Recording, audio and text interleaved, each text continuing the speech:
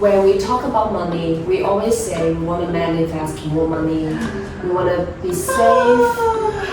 It's all about the outcome, but the most important thing is about the process. Are you not spending the money because you're so afraid? So a lot of people, they describe their relationship with money as money scripts, which is the unconscious beliefs that they hold typically in their childhood. Maybe their parents taught them about old beliefs with the money relationships. They need to know their type of money script. Is there any certain or typical money scripts that your previous clients have? And how do they process this? You basically replay everything, whatever you see the experience that you have with your parents with money and stuff, pretty much gonna go down the same reaction with it.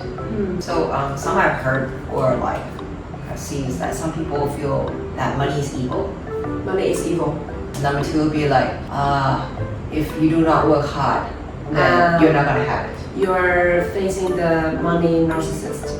Yeah, the scarcity thing, right? So there's a limitation with that. And then what happens with that is just that you just give all of your energy to it. Yeah, you don't want to quit your job, you always work like overtime. And you just like avoid money at all costs. Money is evil, money is a narcissist. How to explore your money scripts? By using journal prompts or inner queries to find out, because it's all about subconscious mind, right? It's not easy to find out your money scripts. I mean, even if you watch a lot of videos, you do need to just sit down, quiet down, and really do some deep self-exploration. Do you have any tools or prompts to help us? I think the first or the easiest way right now is you could probably look into how your parents respond with money. Write down all the beliefs that you heard growing up about it. So think about how your parents talk about money. Yeah. And what you hear around you. So then what you're doing is you're exploring the outer factors first. So we just write them all down? Yeah. Okay. And then later on, you sit down with those lists and say, which one do I actually believe in right now?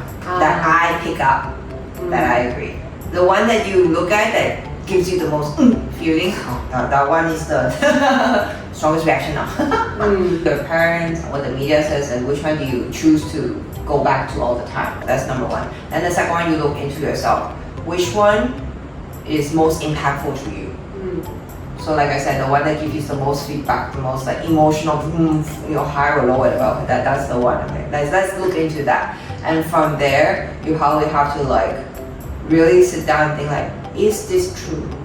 Really in your soul, is this true? Do you really believe in it? And you just have to look at it, face it. We talk about self-love.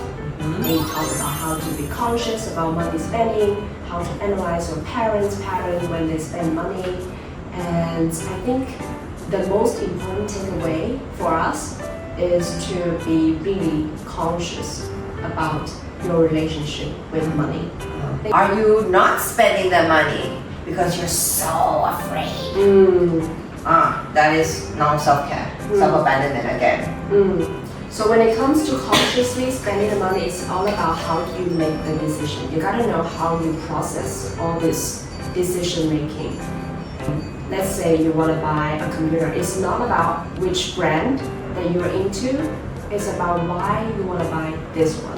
Is it because you really need this one? You think of it as a tool. What kind of percent of thirst is healthy? 50, I guess. Medium. Everything is middle path. You know yourself best, right? Yeah, you can feel it. There's like when you keep suppressing to the point at one, and then you just notice. Recall to the day, okay? I really want to eat this thing. You can delay your satisfaction. There's a difference, right? You will say it for instant gratification all the time, and that is like you training yourself to not go for instant all the time. When we talk about money, we always say we want to manifest more money, we want to be safe. It's all about the outcome, but the most important thing is about the process. Think about money as a person or animal or anything, how you feel when they enter the room and how do you react with them. There's something that you need to release, and it's quite spiritual. It's not something that you just join a business class or you just go on some TikTok videos teaching you how to be financially independent. There's more things to work on. Yeah. I sincerely hope you guys can learn something from today's discussion. Love you. Bye bye.